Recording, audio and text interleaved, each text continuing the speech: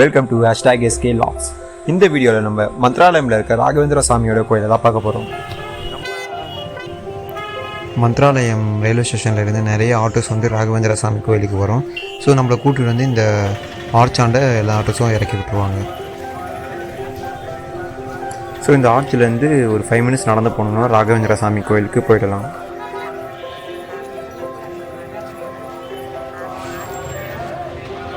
இதுதான் ராகவேந்திரா சாமியோட கோயில் என்ட்ரன்ஸ்.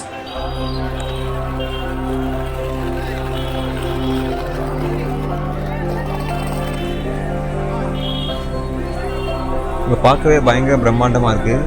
இங்கேருந்து இன்னும் கொஞ்சம் தூரம் நடந்து போகணும். ராகவேந்திரா சாமிகளுடைய ஜீவ சமாதி இருக்கிற மண்டபத்துக்கு நம்ம இங்கேருந்து கொஞ்சம் தூரம் நடந்து போகணும். ஸோ அந்த போகிற வழிலாம் பார்த்திங்கன்னா 2 பக்கம் செவர் இருக்குது. அந்த செவர் ஃபுல்லாக பார்த்திங்கன்னா கிருஷ்ணர், அப்புறம் விஷ்ணு பகவானுடைய அவதாரங்கள், அப்புறமா வந்து ராகவேந்திரா சாமிகளுடைய பிக்சர்ஸ் இது பற்றி தான் ஃபுல்லாக போட்டிருக்காங்க. ஸோ அதுவும் நல்லா அழகாக டிசைன் பண்ணியிருக்காங்க. ஸோ இது ஃபுல்லாக பார்த்துக்கிட்டே போகலாம். ஸோ இதை பார்த்துட்டே போகிறதுக்கு நம்ம கரெக்டாக அந்த மண்டபத்துக்கு போகிறதுக்கும் கரெக்டாக டைம் போகிறதே தெரியாது, கரெக்டாக போயிடலாம்.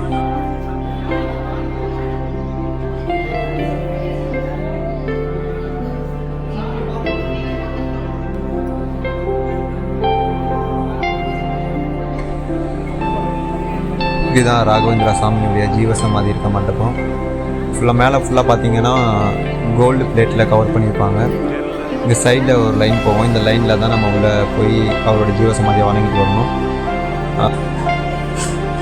இன்னொரு முக்கியமான விஷயம் என்னென்னா, ஆண்கள் வந்து உள்ள சட்டையை கழட்டிட்டு தான் போய் ராகவேந்திரா அவரோட ஜீவசமாதியை வணங்கிட்டு வரணும்.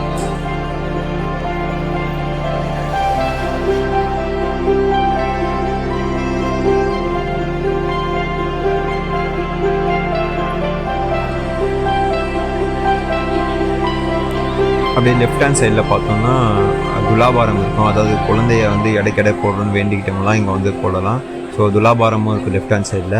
அப்படியே கொஞ்சம் தூரம் போனோம்னா இந்த இடத்துல அரிசி கொடுக்குறோன்னு வேண்டிக்கிட்டவங்களாம் வந்து அதுக்கான தனி கவுண்டரும் வச்சுருக்காங்க. அது உள்ளே போகணும். ஸோ அங்கே போய் அதெல்லாம் கொடுக்குறாங்க.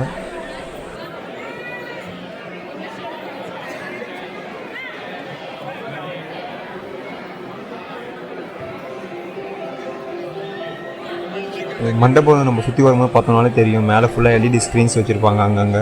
ஸோ LED ஸ்க்ரீனில் ஃபுல்லாக உள்ள ராகவேந்திரா சாமியோட ஜீவசமாதிக்கு பூஜை பண்ணுறது ஃபுல்லாக டிஸ்பிளே பண்ணிகிட்டு இருப்பாங்க. ஸோ இது மேலே பார்த்தாலே தெரியும் நமக்கு.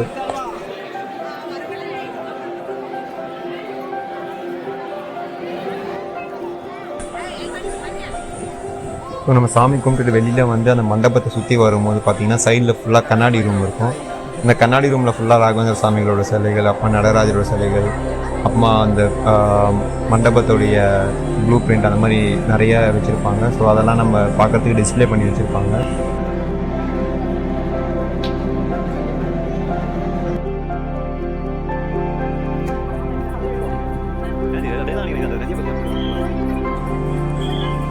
ஸோ நம்ம மண்டபத்துலேருந்து வெளியில் வந்து லெஃப்ட் சைடு வந்தோம்னா ஒரு வழி போவோம். அந்த வழியில் போனோம்னா துங்கபத்ரா நதி வரும்.